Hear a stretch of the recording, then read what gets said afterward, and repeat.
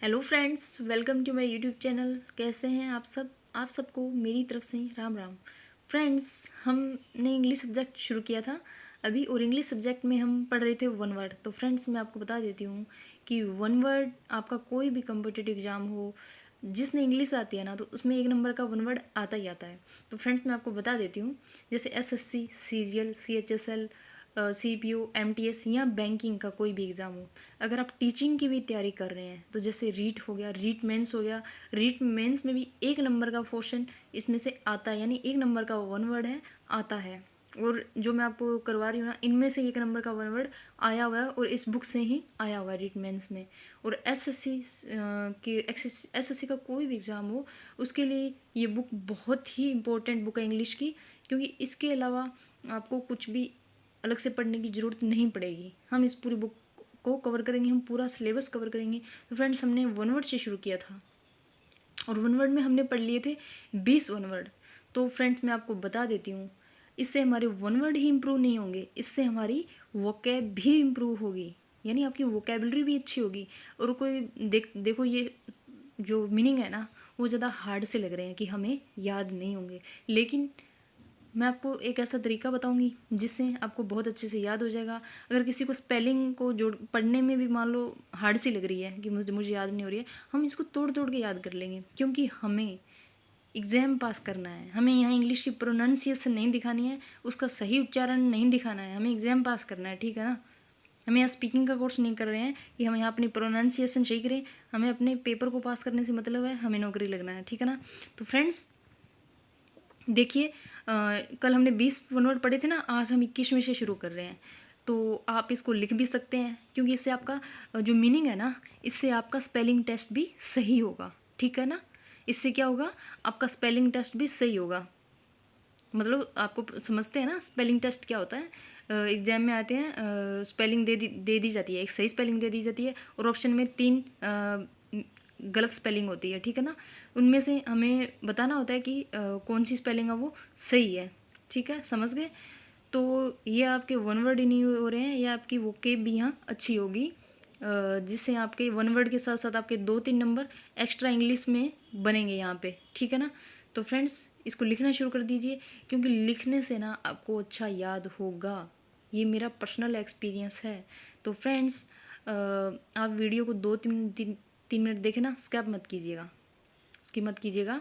इसको आगे ऐसे स्पीड बढ़ा के मत देखिएगा, यहाँ 2-3 मिनट देख के बंद मत कर दीजिएगा, क्योंकि ऐसा करने से आपको याद नहीं होगा और समझ भी नहीं आएगा। और आपकी इंग्लिश अच्छी कैसे होगी अगर आप बीच में 2-3 मिनट देख के बंद कर देंगे। तो आप पूरी क्लास को देखिए, फिर देखिए, मेरा वादा है कि आपको वास्तव में बहुत अच्छा याद होगा और मेरा तरीका भी आपको पसंद आएगा। तो फ्रेंड्स देखिए, मैंने आपको बताया कि हमें अपना एग्ज़ाम पास करना है, अपनी प्रोनाउंसिएशन यहाँ नहीं दिखानी है कि हम स्पीकिंग कैसी करते हैं, ठीक है ना। देखिए, शुरू कीजिए। अगर आप रीटमेंट्स की तैयारी कर रहे हैं ना, तो इसको लिख लीजिएगा, आने वाला है इसमें से पक्का परसेंट, मैं आपको बता देती हूँ। रीटमेंट्स में वन वर्ड में देखिए, 21वां one word, one who lives and works for the welfare of other. One who lives मतलब क्या हुआ इसका, मैं आपको साथ में हिंदी भी बताऊंगी, ताकि क्या है आपको याद करना आसान रहे और समझ में आ जाए आसानी से, है ना। One who lives and works for the welfare of other, मतलब जो दूसरों की भलाई करता है या दूसरों की भलाई के लिए काम करता है, उसे क्या बोलते हैं, परोपकारी, एल्ट्रिस्ट, ALTRUIST, एल्ट्रिस्ट। याद नहीं हो रहा है आपको? अच्छा देखो, याद करते हैं, हम इसे तोड़ के याद करते हैं, चलो। ALTRUIST, tourist. AL को अलग कर दीजिए, TRUIST को अलग कर दीजिए, बन गया ना एल्ट्रिस्ट। क्या होता है, परोपकारी। अच्छा, परोपकारी का मतलब क्या होता है, कौन होता है परोपकारी? जैसे मान लो आप या मैं, जैसे आप जा रहे हो कहीं, आपने देखा सड़क पर एक बुजुर्ग आदमी जा रहा है, ठीक है। सड़क पर देखा कि एक बुजुर्ग आदमी जा रहा है और उसकी हाथ में छड़ी है, वो छड़ी अचानक उसके हाथ से छूट गई और गिर गई और उसे धुंधला दिखता है, ठीक है। अब वो ढूंढने में असमर्थ है, तो आपने क्या किया, देखा कि बुजुर्ग आदमी है बेचारा, और मेरे दादाजी की उम्र के ही मान लो, ऐसे समझ लो, और दिक्कत है इनको, छड़ी नहीं उठा पा रहे। तो फिर आपने जाके वो छड़ी उठा के उनके हाथ में पकड़ा दी, मतलब क्या किया आपने, उनका भला सोचा। क्या सोचा, उनका भला सोचा। मतलब आप क्या होगे, एल्ट्रिस्ट, परोपकारी, ओके। आई होप कि आपको याद हो गया होगा। ऐसे ही आगे की मीनिंग याद करेंगे। हो गया ना एल्ट्रिस्ट परोपकारी। आगे देखिए 22वां one word, lacking of professional skill और एक्सपर्टाइज, यानी अनुभवों की कमी होना। ठीक है ना, क्या होता है लैकिंग प्रोफेशनल स्किल, यानी लैकिंग होता है कमी, प्रोफेशनल यानी व्यावसायिक, स्किल यानी कौशलों या तो इसमें क्या हो गया, व्यावसायिक कौशलों की कमी यानी गैर पेशेवर, एमेच्योर, ए मैच्योर की स्पेलिंग बताना है, MATUR होती है ना, लेकिन यहाँ क्या करना है, ए को लग कर दीजिए, मैच्योर, ए मेच्योर, AMA अम्मा, TEUR ट्योर, ऐसे याद कर लीजिए। हमें प्रोनाउंसिएशन नहीं सुधारनी है यहाँ, हमें वोकेब याद करनी है, वन वर्ड याद करने हैं, AMA अम्मा TEUR। ठीक है, ऐसे याद कर लीजिए, लेकिन लास्ट में इसको जोड़ के पढ़ेंगे ना तो अमेच्योर हो जाएगा। ठीक है ना, याद हो गया आपको, गैर पेशेवर या नहीं, मतलब हम ऐसा कोई स्किल, ऐसा कोई प्रोफेशनल काम शुरू कर देते हैं जिसमें क्या है, हमारी स्किल है वो पूरी कंप्लीट नहीं आती है हमें ना, मतलब ऐसा काम शुरू कर लिया जिसमें अभी भी निपुण नहीं है, लेकिन हमने वो बिजनेस शुरू कर दिया है, तो उसे क्या बोलते हैं, गैर पेशेवर। 23वां देखिए, 23वां है एम्बेसडर, राजदूत। क्या होता है ambassador, A diplomatic representative of one country in another, A diplomatic representative, ठीक है ना, एक तानाशाही प्रतिनिधि of one country in another, एक तानाशाही प्रतिनिधि जो किसी दूसरे देश में जाता है, राजनीतिक है ना, उसे बोलते हैं राजदूत, यानी दूसरे किसी देश का प्रधानमंत्री यहाँ आ गया, ठीक है ना, रहने के लिए इंडिया में, कोई भी कंट्री का ले लो, अमेरिका, रूस, जापान, चीन, है ना, तो वो यहाँ क्या हो गया, राजदूत, तो इसे बोलते हैं AMM बेजेडर, एम्बेसडर, AMBA एम्बे, SSADOR। ठीक है, आपको याद हो गया होगा ना, एम्बेसडर, राजदूत। आगे देखिए 24वां, equally skillful with each hand, क्या बोलते हैं, जो दोनों हाथों में निपुण हो, equally skillful with each hand, उसे बोलते हैं एम्बीडेक्स्ट्रोस। स्पेलिंग कैसे याद करेंगे, हमें दिखा कि वन वर्ड है equally skillful with each hand, तो एम्बीडेक्स्ट्रोस की स्पेलिंग तो हमें वहाँ दिख जाएगी कि दोनों हाथों में निपुण होता है। ठीक है ना, लेकिन स्पेलिंग टेस्ट में आ जाए एम्बीडेक्स्ट्रोस का सही स्पेलिंग कौन सी है, कईयों में ओ हटा दिया, कईयों में यू हटा दिया, कईयों में ओ यू की जगह ई लिख दिया, लेकिन हमें स्पेलिंग सही याद होगी ना तो स्पेलिंग टेस्ट भी हम सही कर पाएंगे, तो ये स्पेलिंग टेस्ट में भी आ जाती है कई बार।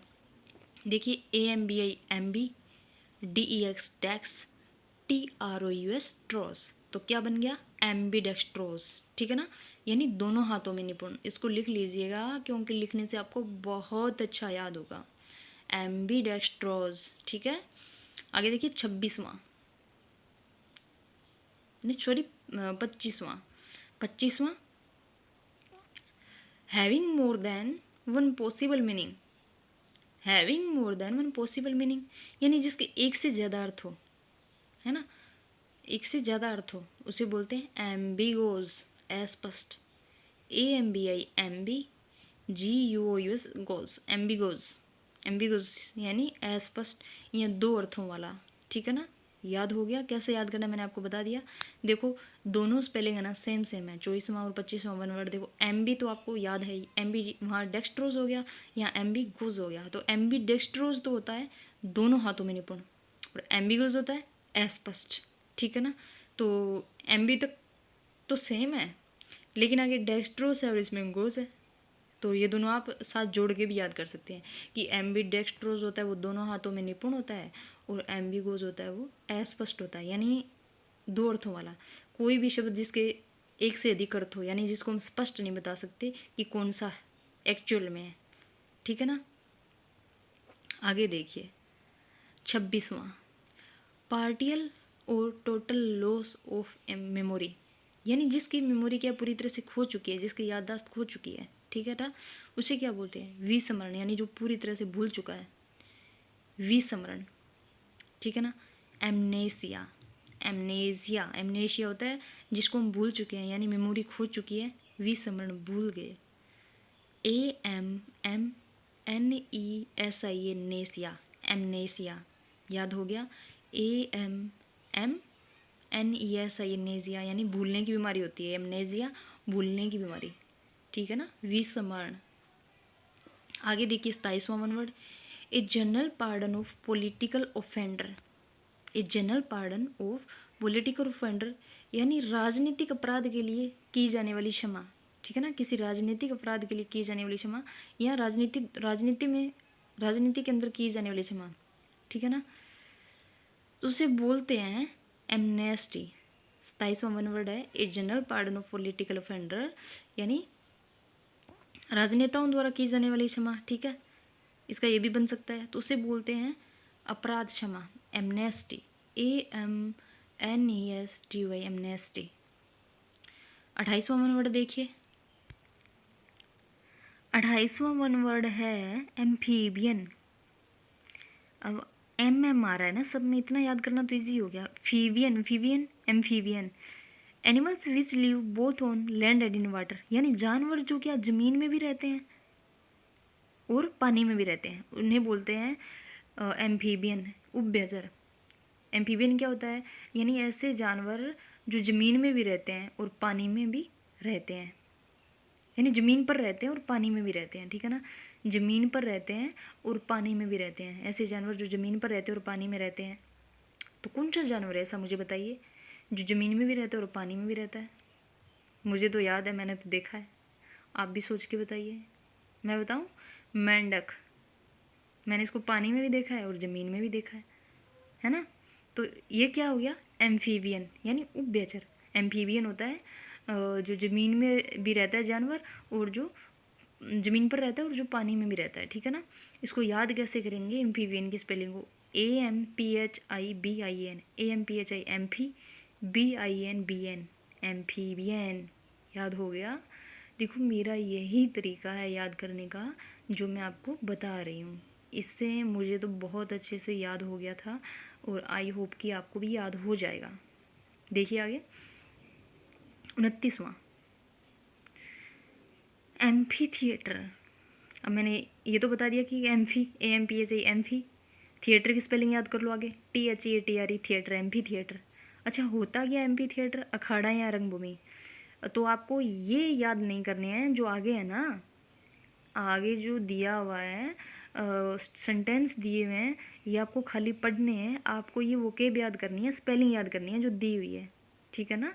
ये स्पेलिंग याद करनी है, मैं बता देती हूँ कौन सी स्पेलिंग याद करनी है आपको, जो मैं बोल रही हूँ ना, जैसे एम्फी थिएटर बोला तो ये वाली स्पेलिंग आपको याद करनी है, ठीक है ना। अगर आपको ये याद होगी तो आपका स्पेलिंग टेस्ट भी गलत नहीं होगा और आपका वन वर्ड भी याद हो जाएगा, क्योंकि ये लाइन तो आपको दी होगी, जो सेंटेंस दिया हुआ ना, लिखे वाक्य, ये तो आपको दिया हुआ होगा और ऑप्शन में ये स्पेलिंग दी हुई होगी जो आपको दी हुई है आगे, है ना।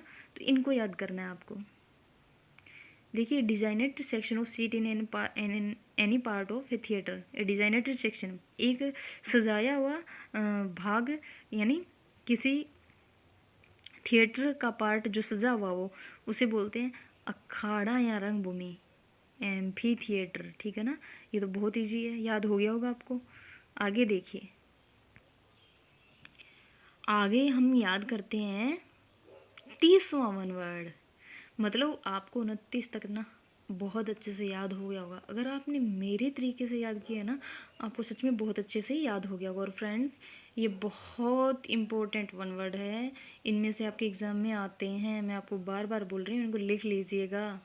किसी की इंग्लिश अच्छी नहीं है ना, क्योंकि देखो सबके सब्जेक्ट सेम नहीं होते, किसी की मैथ अच्छी होती है, किसी की इंग्लिश अच्छी होती है ना, कोई भी सब सब्जेक्ट में यानी सारी चीज़ों में निपुण नहीं होता, दुनिया का कोई भी इंसान, ठीक है ना, मैं भी नहीं हूँ, ठीक है, मेरे भी सारे सब्जेक्ट हैं वो मतलब स्ट्रॉन्ग नहीं है। तो ऐसे बोल सकते हैं कि किसी भी इंसान का या किसी भी स्टूडेंट की ना कोई कमी होती है, चाहे वो किसी सब्जेक्ट में हो या फिर किसी और क्षेत्र में हो, ठीक है। तो इंग्लिश अच्छी नहीं भी है, किसी को जीरो भी है ना, तो जिस तरीके से मैंने बताया ना उससे आपको याद हो जाएगा, करके देखिएगा, पक्का याद होगा। लेकिन आपको ये है कि पहली बार पढ़ रहे हैं तो 2 से 3 बार पढ़ने की ज़रूरत पड़ेगी, या 2 से 3 बार मेरी वीडियो देख लीजिएगा तो भी आपको याद हो जाएगा, और लिख लेंगे ना तो आपको बार बार वीडियो देखने की ज़रूरत नहीं पड़ेगी। तो मैं आपको करवा रही थी 30वां वन वर्ड, क्या है, एनाल्गेसिया, स्पेलिंग ओखी लग रही है ना, हार्ड सी रे, क्या है स्पेलिंग? एनाल्गेसिया। एनाल्गेसिया क्या होता है? देखो स्पेलिंग याद करते हैं पहले। ANAL, एनल, एनएल, GESIA, केजिया, एनाल्गेसिया बन गई ना, तोड़ के याद कर ली हमने। ANAL, एनल, GESIA, केजिया, एनाल्गेसिया क्या होता है? यानी दर्द की अनुभूति नहीं होना। और एग्जाम में कैसे सेंटेंस बना के देगा? The loss of ability to feel pain while still conscious, ठीक है ना, यानी दर्द को महसूस करने की क्षमता खो देना। यानी हमारी चोट इतनी गहरी लग गई कि हम सुनने हो गए। कई बार ऐसा हो जाता है ना कि चोट इतनी लग जाती है ना तो हाथ सुना सा हो जाता है, जहाँ भी लगती है ना सुन हो जाती है, और बाद में उस दर्द का पता चलता है, ठीक है ना। यानी इतनी ज़्यादा दर्दनाक चोट आई हमें, यहाँ लग गई कई बार कि हम क्या है, भूल ही गए दर्द को, है ना, सुनापन सा आ गया। उसे बोलते हैं एनाल्गेसिया, यानी दर्द की अनुभूति न होना।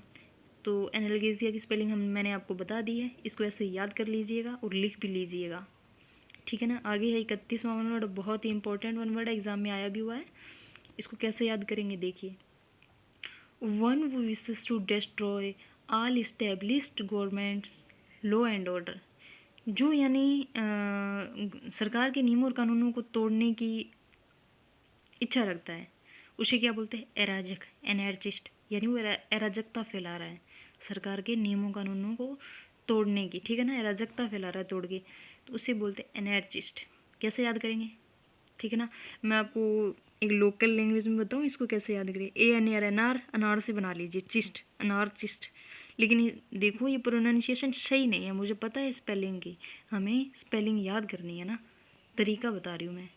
और इसका जो प्रोनाउंसिएशन है वो एनर्जिस्ट, लेकिन हम इसको ऐसे याद करेंगे, ठीक है ना, जैसे मैंने आपको बताया है। ANARCHIST, एनर्जिस्ट।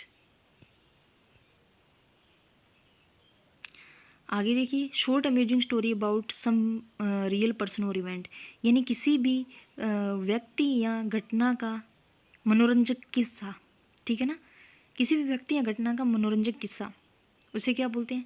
शॉर्ट में एनेक्डोट, ANEC, एनेक्डोट, किस्सा। किसी मतलब कोई ऐसी कहानी होती है, ठीक है ना, जिसका कोई किस्सा क्या है हमें बहुत अच्छा लग जाता है, ठीक है ना, तो इसका वन वर्ड क्या हो गया? एनेक्डोट। एनेक्डोट की स्पेलिंग कैसे याद करेंगे बताऊँ? लिखिए ANEC, एनेक, DOT, डॉट, तोड़ के याद कर ली हमने, कहाँ से तोड़ेंगे? ANEC, सी तक, पहले सी तक पढ़ लीजिए, फिर DOT, डॉट, एनेक्डोट, मतलब किस्सा।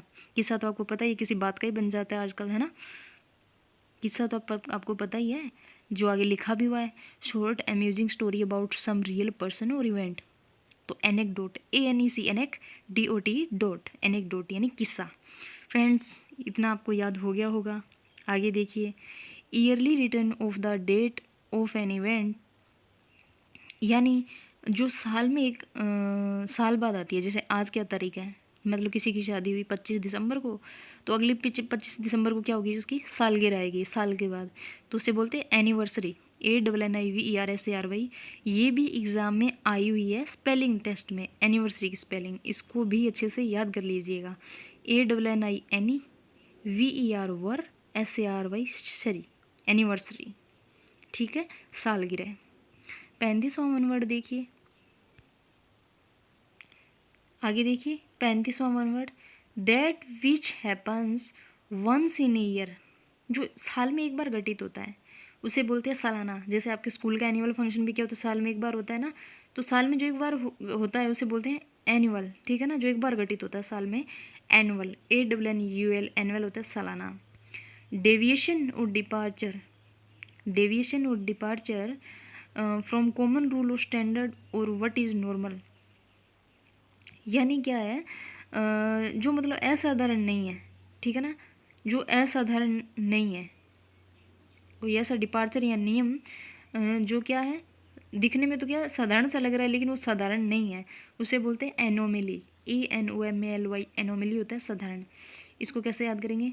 ANOMALY, मेली, एनोमली, ठीक है ना, वैसे जिसको एनोमली बोलते हैं, लेकिन हम याद करेंगे स्पेलिंग को, ANOMALY, एनोमेली, ठीक है ना, याद हो गया आपको इतना। आगे देखिए 37वां one word, a book or a work of art whose author is not noun,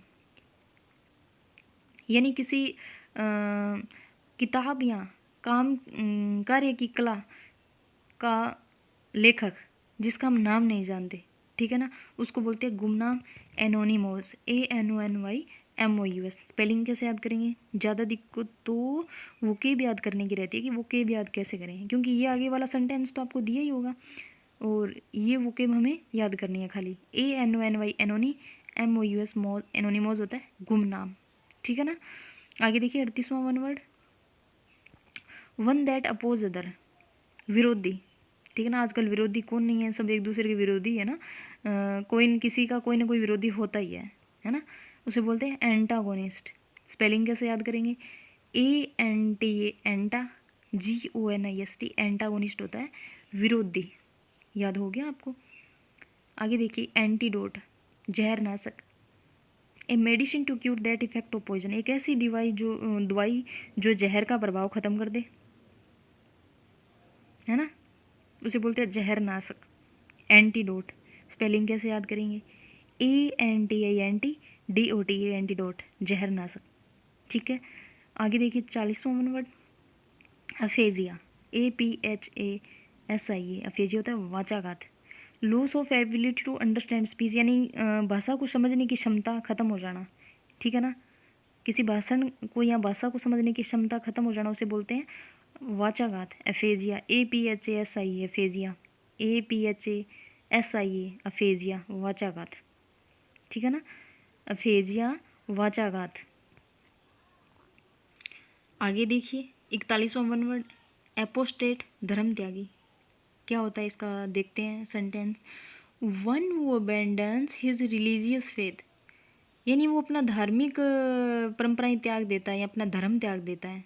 abundance होता है त्याग देना, ठीक है ना। रिलीजियस फेथ यानी धर्म या परंपरा या उसका धार्मिक विश्वास है वो उनको त्याग देता है, उसको क्या बोलते हैं? एपोस्टेट, यानी धर्म त्यागी, अपने धर्म को त्यागने वाला।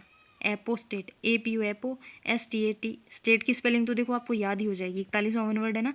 इस स्पेलिंग को हम कैसे याद करेंगे? देखिए APO स्टेट की स्पेलिंग STAT, स्टेट, एपोस्टेट यानी धर्म त्यागी। अगर देखिए 42वां वन वर्ड, एक्वेटिक, जलीय। कैसे याद करेंगे इसको देखते हैं। Animals which live in water, यानी जो जानवर पानी में रहते हैं, जो जानवर पानी में रहते हैं उनको क्या बोलते हैं? जलीय। स्वाभाविक सी बात है कि पानी में रहने वाला जानवर तो क्या होगा? जलीय ही होगा, ठीक है ना। उसे थलीय थोड़ी बोलेंगे, जलीय बोलेंगे। तो उसको इंग्लिश में क्या बोलते हैं? एक्वेटिक। यहाँ एक शब्द में ही काम बन जाएगा, इतनी बड़ी लाइन है ना, उसको हम एक शब्द में बोल देंगे एक्वेटिक। देखो इतना लंबा बोलने, ये वन वर्ड का मतलब क्या? इतनी बड़ी लाइन को ना आप शॉर्ट कर दो। इतनी बड़ी लाइन है, animals which live in water, जानवर जो पानी में रहते हैं, लेकिन हमने उसको एक वर्ड में बोलना है ना, तो हम बोलेंगे एक्वेटिक, AQUATIC, एक्वेटिक। कैसे याद करेंगे? एक्वागार्ड की स्पेलिंग आपको याद आती है ना। एक्वागार्ड होता है जो आरे का पानी, आरे वाला पानी का जो मशीन होती है उसे बोलते हैं एक्वागार्ड। एक्वा की स्पेलिंग देखिए AQU एक्वा, एक्वा की तो पता लग गई, TIC टिक, एक्वेटिक, जलीय। आगे देखिए 43वां वन वर्ड, एर्बिट्रेटर या आर्बिटर, मध्यस्थ। समवन चूजन टू जज एंड डिसाइड डिस्प्यूटेड इशू, ठीक है ना, यानी जो विवाद को क्या है सुलझाने या निर्णय लेने की मध्यस्थता का काम करता है उसे बोलते हैं मध्यस्थ।